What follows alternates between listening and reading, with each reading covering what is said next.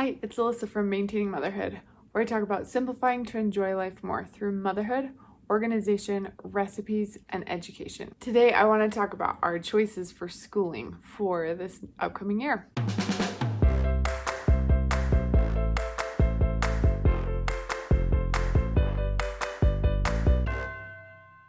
Any of you who've been around here for a while have known that we have been homeschooling for the last 2.5 years. And honestly, it has been amazing. We have absolutely loved homeschooling.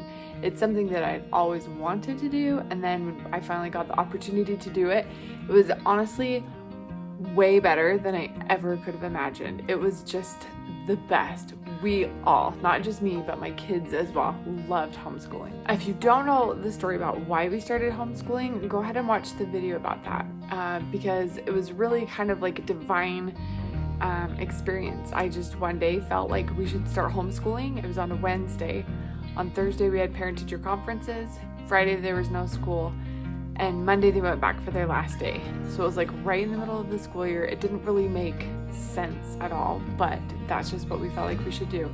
And we were so incredibly blessed by following that. When the pandemic started, we were already in our routine of homeschooling. We already had all of our homeschool curriculum. We didn't have to worry about all of the online type of things. It was amazing to just see the blessing that came from that. Well, it's August now, and I've actually been feeling since January like we should send the kids back. And this is not something that I wanted to do at all. I have loved homeschooling. I would love to have my kids home forever. I would love to homeschool them through high school. I would love to help them to have all of the extra time to be able to pursue their passions and their interests and not have to wait for an entire class. I don't know, it's just been so great, and we found that we can be super efficient. My kids have found that they could be self-starters, that like we were finished with all of our school by 12 every day. It was amazing. And so to have them go back where they're going to be in school for 6 hours a day is really hard. I've gone to the Lord, I've asked, I've pleaded, I've felt like, can I bargain this? You know, I've tried everything to make sure that this is really what we're supposed to do, because I have loved having them home. And it was really interesting because on Sunday I just got that like deep confirmation that no, this is really what we're supposed to do. They're supposed to go to public school, and now I'm just trusting on that faith that basically the same amount of blessings that we got for bringing them home to homeschool, we'll get that same amount of blessings for following on that prompting and sending them back to public school. And I'm just holding on to that. The past year especially has been one where I've been able to fulfill all of my wildest dreams all in 1 year. We got to have a baby that we thought that we would never have. We were homeschooling, which is a dream I've always had, and I started back to school, which has been amazing. I've wanted to finish my bachelor's degree for years. And so to have all three of those things work together in 1 year, and it's just been amazing. And that's not to say that I haven't had hard times during this past year, but like I've been able to live all of those wildest dreams that I've had this year, and it's been amazing. I'm not sending them back to public school because I'm too overwhelmed, because I'm too stressed, because it's too hard to homeschool 5 kids that are now in school, plus a preschooler, plus a baby. That's not why I'm sending them back. I'm not sending them back because I need more me time. I'm not sending them back because I want to focus more on my education. I am simply sending them back because this is what we feel like we're supposed to do.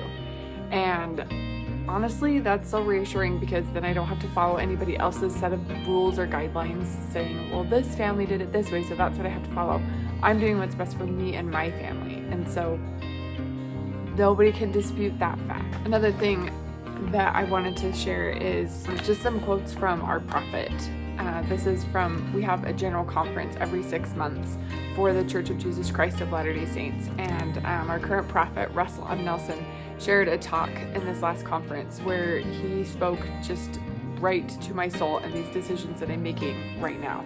So here are some of the things that he said. Every good thing in life, every potential blessing of eternal significance begins with faith. Like, sending your kids back to public school when you want to homeschool them forever and keep them safe and keep them even like just protected and yes, sheltered a bit from those things that I know that they're going to encounter. Allowing God to prevail in our lives begins with faith that He is willing to guide us. Exercising faith can seem overwhelming.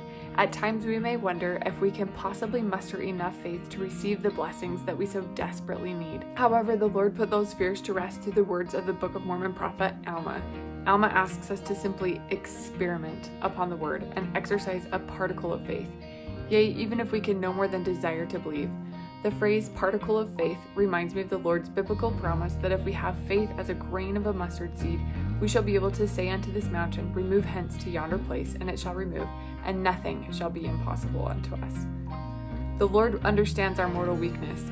We all falter at times, but He knows of our great potential. The mustard seed starts small, but grows into a tree large enough for birds to nest in its branches. The mustard seed represents a small but growing faith. And that's kind of where I feel like I've been since January. I feel like the Lord kind of planted that idea in my mind back in January, and it was one that I did not want to accept. I thought, oh, well, everybody kind of gets in a slump in like January, February, March, because you're just over the holidays and everybody kind of is like done with the dreary weather of winter. And I thought, it's just, we're in that school funk and it will pass. And no, those thoughts kept coming, and I just kept feeling like you need to send your kids back. I didn't want to, but I exercised that tiny little particle of faith, and I said, okay, so what if I do send my kids back? And because faith is an action, I started the process of registering my kids to go back to school, still thinking in my mind, at any point I can change my mind and we can just keep homeschooling again. But that's not where it went. The more that I continued to take action, following upon those promptings that I felt, the more solidified that it felt in my mind. Not because I was taking action toward that, and so I was convincing myself of it, because I was sending my kids to public school back before we started homeschooling. And it was just one of those things, those thoughts that came, and I acted upon that prompting. And I feel like it's the same here. As I act upon these promptings, I will be able to receive the blessings that come, because I don't know the future.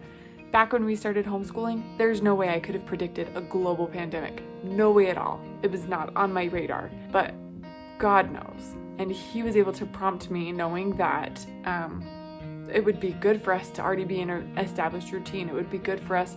I didn't know that we were going to be able to have a baby.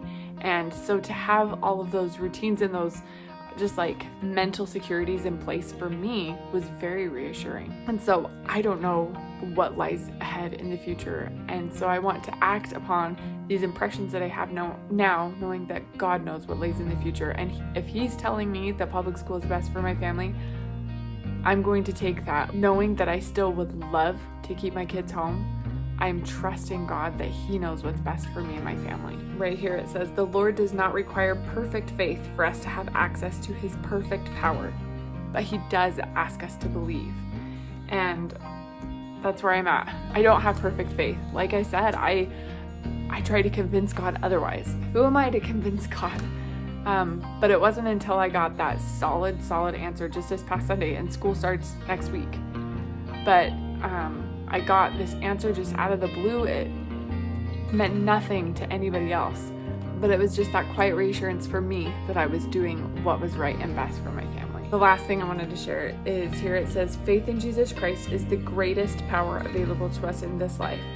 All things are possible to them that believe. And I am just trusting. I don't know what this year holds. I am super excited to see what blessings are in store. It's just, we're walking into the dark. I'm just acting on faith.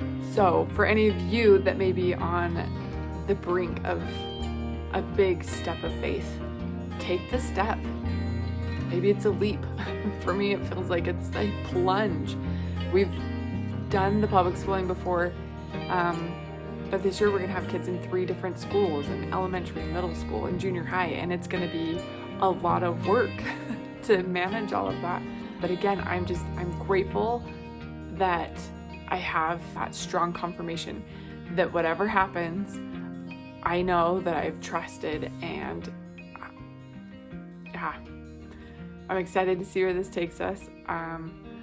I have loved being a part of the homeschool community, both like online and in person. I've just absolutely loved it. I've met some amazing friends, and it's given me a greater passion for learning. I think that is the best takeaway from homeschool is I have a passion for learning. I've gotten to spend time with my kids. I've gotten to know them on a different level. I've gotten to see their strengths and their weaknesses. I've gotten to see how they struggle and how they overcome and how they triumph. And I can't wait to see what challenges they encounter this year and how they overcome those. And I can't wait to work through those things together. Of course, we're still going to be educating. We still read a ton at home. We do read alouds together at nights. My oldest daughter and I have started a little book club, and then now everybody's kind of wanting to join and read the same books that we do, which is really fun. I'm still going to be in school, and of course I'm going to be helping kids with homework, and we'll still do mom school during the summers, all the things that we did before. And so yes, education is still very much a part of our family, even though we are homeschooling. Educating and learning is just part of our family culture. Thank you for following along on our homeschool journey, and I'm so grateful that I got to participate in that I got to be part of the homeschool community and to just add another amazing set of memories, another chapter in our family book. So can't wait to see what this next year holds for us.